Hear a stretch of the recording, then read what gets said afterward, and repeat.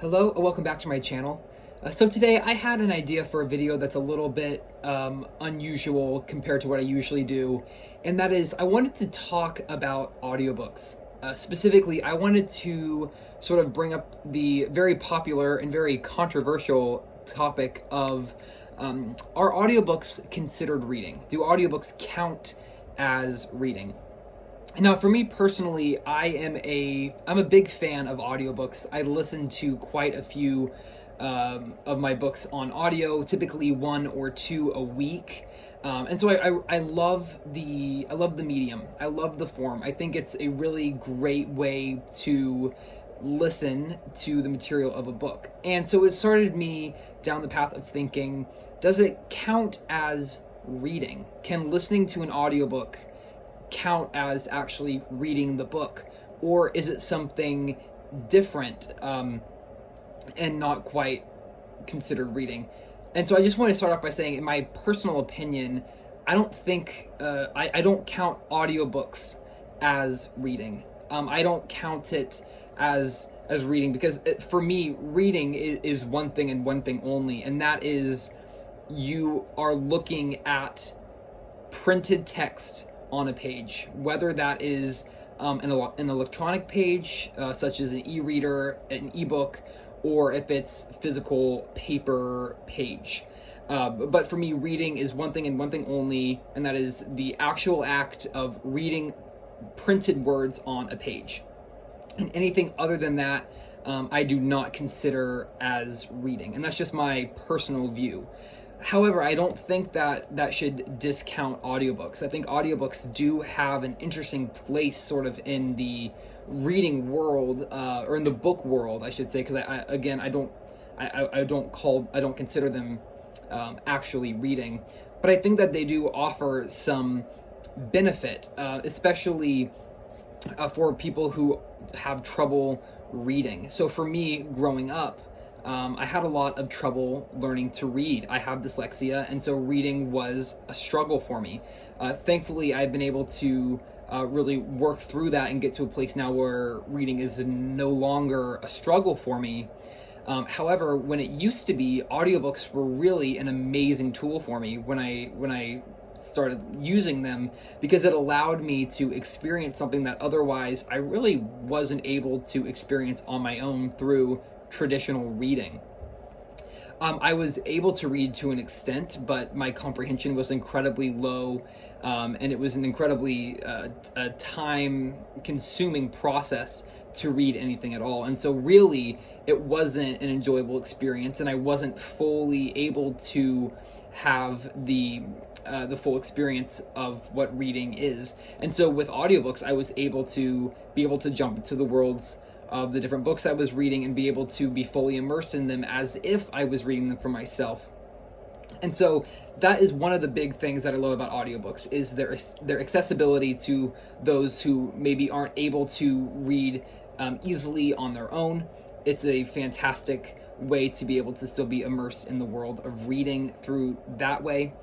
Also, I'm an auditory learner. I learn very well when being when hearing information.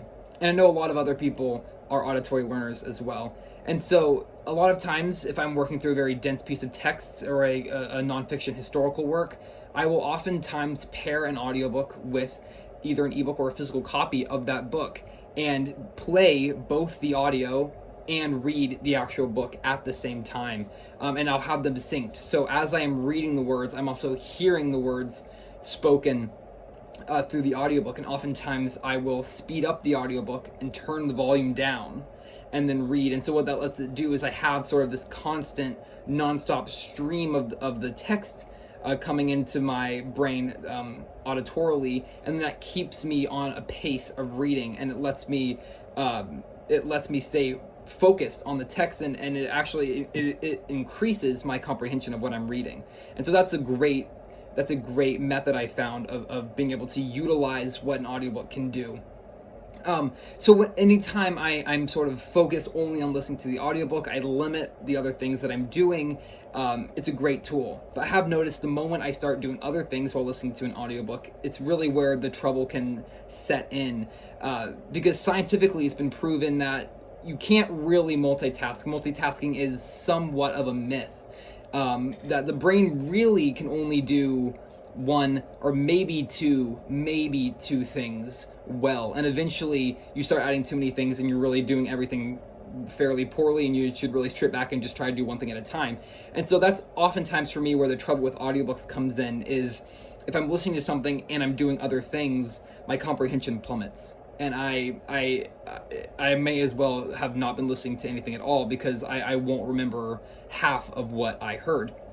And I oftentimes have to go back and re-listen to portions. And so that's why I think sometimes audiobooks sort of promote distracted listening or distracted reading. Just like when you're reading, at least me personally, I don't want a lot of other noise or activity going on around me, because it's going to be really hard to concentrate. When I read, oftentimes I'm here in this room, it's quiet except for maybe a sound machine that I always have running, but that's sort of white noise to drown out other noises. And so I've created a very quiet environment where I can focus. Whereas if I was reading out in public somewhere, or I was reading in a room with a TV on, playing a movie or a show or music, and there was just lots of people in a room talking, it would be really hard to focus on what I was reading. And so really the same thing goes with audiobooks, except really anytime you're doing something with an audiobook, it's distracted. Either you might be driving or doing chores around the house or at work or at the gym. You have lots of other inputs coming in. And so I'm just not sure how much you are able to retain. At least for me, it's not much. And I'm sure other people are able to retain a lot more.